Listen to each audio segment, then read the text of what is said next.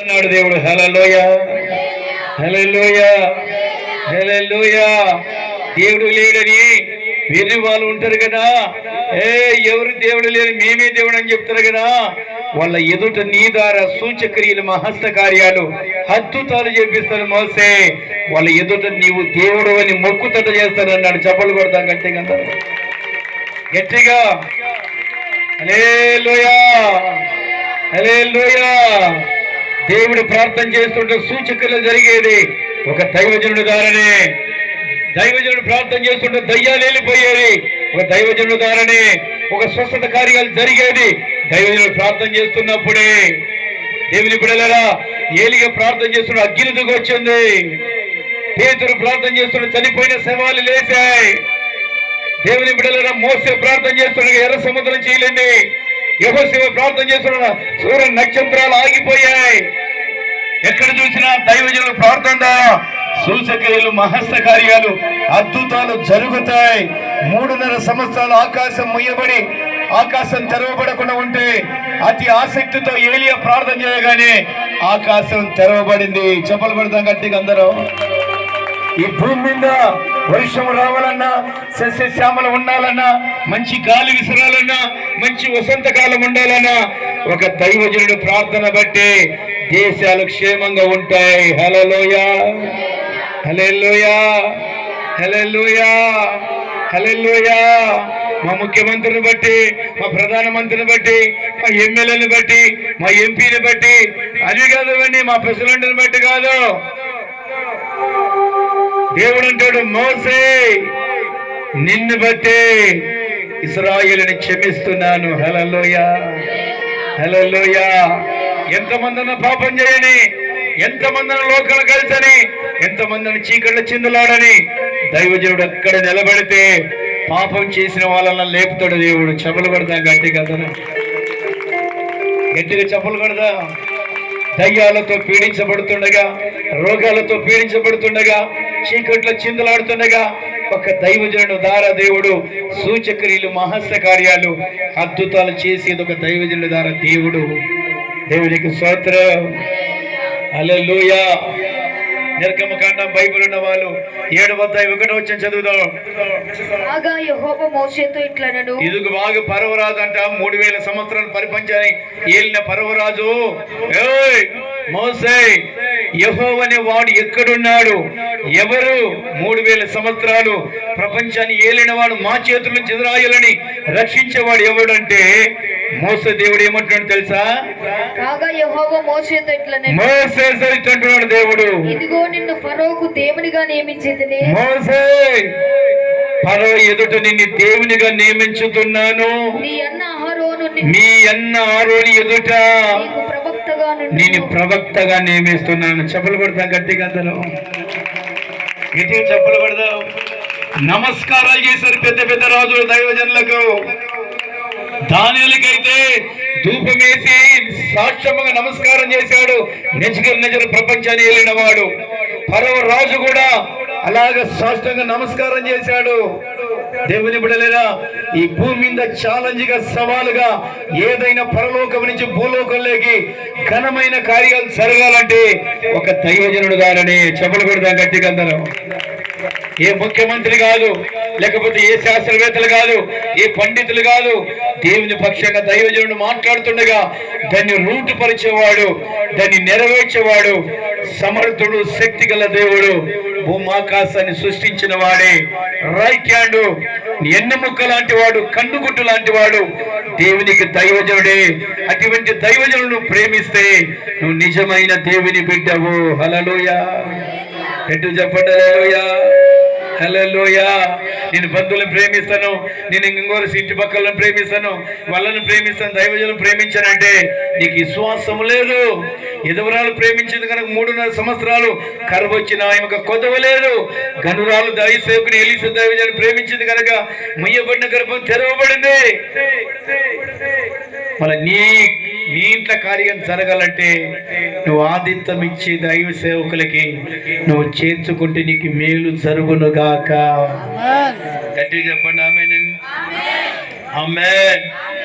దేవా ఎంతకాలం అందరికి ఆతిథ్యం ఇచ్చానో ఇక మీదట నాయన దైవజనులకి ఇస్తాను. మేము ఇక్కడికి వచ్చాము. ఇక్కడికి వచ్చి రాగానే నేను ఉపవాసాలు ఉండే వచ్చాము ఇక్కడికి. గమనించండి, నేను ఇక్కడికి వచ్చిన తర్వాత అక్కడి ఉంది అక్క అన్న పోయిన సంవత్సరంలో ప్రార్థన చేశాం మా ఇంట్లో. ఆ రోజు ఆ విషయం చెప్పాను. పోయిన సంవత్సరం లోపల మా ఇంట్లో కార్యం చేశాడన్న, అందుకొరికి రేపు అన్నం పెడతామన్నా మీకు అని నిన్నటి రోజున ఆ తల్లి అన్నం పెట్టింది. చెప్పులు కొడదాం గట్టిగా. హల్లెలూయా. ఆ కుటుంబాన్ని దీవించునుగాక. నేను ఇక్కడికి వచ్చాను. ఫస్ట్ రోజు ఇక్కడికి వచ్చి లైట్లు వేస్తుంటే పెద్దమ్మ, ఇంటి పెద్దమ్మ అనింది, అయ్యా పోయిన సంవత్సరం వచ్చారు, ఈ సంవత్సరం కూడా వచ్చారు కదా, కరెంట్ మా ఇంట్లోనే తీసుకో, మరలా లాస్ట్ రోజు మీకు అన్నం పెడతామని చెప్పింది. ఆమె గుర్తెరిగిందంటే ఆమెలో విశ్వాసం ఉంది కనుకనే. చెప్పులు కొడతా గట్టిగా. ఈ రోజున వాళ్ళు పగుల నుంచి అన్నము పెట్టి అన్నము వండి మనకు ఆతిథ్యం ఇచ్చి అన్నం పెడుతున్నారు. దేవుని బిడ్డలరా, మళ్ళీ ఎప్పుడు కలుసుకుంటామో, ఈ రోజు కలుసుకుంటామో తెలియదు. దేవుడు ఆ తల్లికి ప్రేరేపించి మమ్మల్ని గుర్తెరిగి మనసెరిగి అన్నం ఈ రోజున వాళ్ళ ఎర్రటన్నులో కష్టం చేసి సొమ్ము ఈరోజు ఖర్చు పెట్టి వాళ్ళు వండుతున్నారంటే, ఈరోజు మనకు అన్నం పెడుతున్నారంటే ఆ దేవుని దయ. ఆమె గుర్తెరిగింది కనుక ఆ కుటుంబాన్ని దేవుడు దీవించునుగాక. గట్టిగా చెప్పండి ఆమె. ఈ కుటుంబాలలో అద్భుతాలు జరిగించునుగాక. హల్లెలూయా. మేము నిన్నటి రోజున అన్నం తిన్న తర్వాత పాప ఒక తల్లి మా పాపకి ఆ పండు తినమని చెప్తే మా సేవకులందరూ అక్కడ ఉన్న వాళ్ళ పాపం పండిస్తే తిన్నాము. కొంతమందికి ఆపిచ్చారు. గిట్లనే దేవుని బిడ్డలు గనక, మీరు మంచి మనసున్న వాళ్ళు గనక అదే విశ్వాసాన్ని కాపాడుకో. మాలాంటి దైవజనుడికి ఏదైనా వచ్చినప్పుడు మీరు ఆతిథ్యం ఇస్తే ఖచ్చితంగా మేము మర్చిపోయిన దైవజనుడుగా దేవుడు పంపించిన దేవుడు మిమ్మల్ని మర్చిపోడు. చెప్పలు కొడదా గట్టిగా గట్టిగా. హల్లెలూయా. గట్టిగా.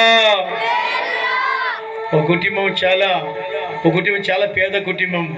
ఓ రోజున నేను 40 రోజులు ఉపవాసం జరిగిన వాస్తవం. చాలా అప్పులు కట్టుకునేంత స్థితిలో లేరు వాళ్ళు. ఎందుకో ఒక రోజున 40 రోజులు ఉపవాసం అయిపోయిన తర్వాత నా ఇంటికి వెళ్ళాను. అక్క ప్రార్థన చేసిందంట, అన్న ఉపవాసం అయిపోతే మా ఇంట్లో అన్నం తినాలని. ఎన్ని రోజులు ప్రార్థన చేసుకుందో మనకు తెలియదు. ఆ రోజు నేను కరెక్ట్గా అయిపోయిన రోజు అని సాయంకాలం ఇంటికి వెళ్ళాము. వెళితే తర్వాత ఏం జరిగింది, వాళ్ళ ఇంట్లో లేరు. మీ ఇంట్లోకి కూర్చున్నాం. ఎందుకు ఇంట్లోకి వెళ్ళగానే నాకు బుగులు లేసింది. బుగులు లేసి కొంచెం అన్నం వేసుకురమ్మని చెప్పాను పక్కలో ఉన్న మనిషికి. అక్కులు లేరంటే అన్న అక్కులు లేరని. ఎందుకు నాకు బుగులు లేసింది ఆ ఇంట్లోకి పోగే. ఆ రోజు ఉపవాసం అయిపోయిన విషయం కూడా నాకు తెలియదు. ఆయన ప్రార్థన చేసుకుంది నా విషయం నాకు తెలియదు. ఆయన బుగులు లేస్తుంది నాకు. అన్న అక్కులు లేరు, మనం వేసుకొని ఇంత అన్నాక మంచిది కాదు అంటే, ఎందుకు నాకు బుగులు వేస్తుందన్న, ఎందుకు ప్రేరేపణ కలుగుతుంది, వాకిలేసి వాళ్ళు రాకుండా వాకిలేసి అని చెప్పి కొంచెం అన్నం తీసుకురా అని చెప్పి వాళ్ళు రాకుండానే నేను వాకిలేసి కొంచెం అన్నం తినమని చెప్తే తిన్నాను. లట్టుకుని కొంచెం వేసుకురా, ఎందుకు నాకు దేవుడు ప్రేరేపిస్తున్నాడు. వాళ్ళకి తెలియకుండా తిన్నాము. ఎందుకంటే మళ్ళీ సిగ్గుపోతుందిగా చెప్పకుండా తింటేని తలిపి వేసుకొని అంత అన్నం తిన్నాం. పచ్చిగా కడుక్కొని ప్రశాంతంగా కూర్చున్నాం. మళ్ళీ తెలియనట్టు కూర్చున్నాం. అంత లోపల అక్క వచ్చింది, పని చేసుకుని అక్కడ ఇళ్ళలో పని చేసుకొని వచ్చింది. అన్న ఎప్పుడు వచ్చారంటే వచ్చినామన్నా, తర్వాత కూర్చున్న తర్వాత అన్న భోజనం తినిందన్నా అని చెప్పింది. అప్పుడు మేమేం చేసామంటే, అక్క నువ్వు రాకమని పోయి తినేసాము. దేవునికి స్తోత్రం. హల్లెలూయా. అక్క ఎందుకు నీ ఇంట్లోకి అడుగు పెట్టినట్టునే నాకు బొగులు వేసింది, ప్రేరేపించిందాక నేను తలిపేసుకొని మీరు రాకమని పోయి తినేసాను అన్నాను.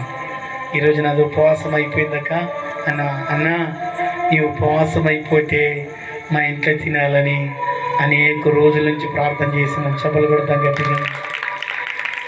హల్లెలూయా. గట్టి చెప్పండి. హల్లెలూయా. హల్లెలూయా. ఆమెకు ఆనందం కన్నీళ్ళు పెట్టి ఏడుస్తుంది.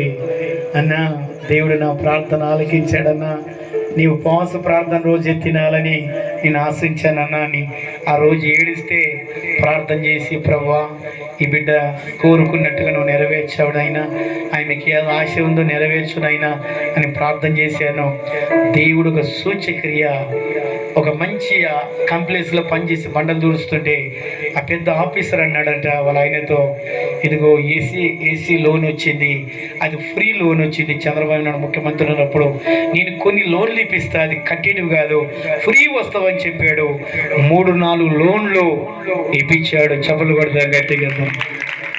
హల్లెలూయా, హల్లెలూయా. భర్తను అన్నారంట, ఈ పనికి మాలినది కర్నూలు తీసుకుపోయింది, నా కొడుకుని తీసుకుపోయి మోసం చేస్తుంటే కన్నీళ్ళు విలువిల ఏడ్చి వాళ్ళ మామూలు వాళ్ళ అత్తలు విమర్శిస్తుంటే దేవుడికి దైవజనుడిగా అదుపుపెట్టి ఆమె ప్రార్థన చేసి, ఆమె ఏడ్చిన కన్నీరు, ఆమె ప్రార్థన చేసిన ప్రార్థన, మేము తినే అన్నము దేవుడి దీవెనకరంగా మార్చి అప్పులన్నీ తెగిపోయి రెక్కల కింద ఉన్నారు. హల్లెలూయా, హల్లెలూయా, హల్లెలూయా. ప్రియమైన సహోదరి సహోదరులారా, నేనొక్కనే కాదు, చాలా మంది దైవజనులు.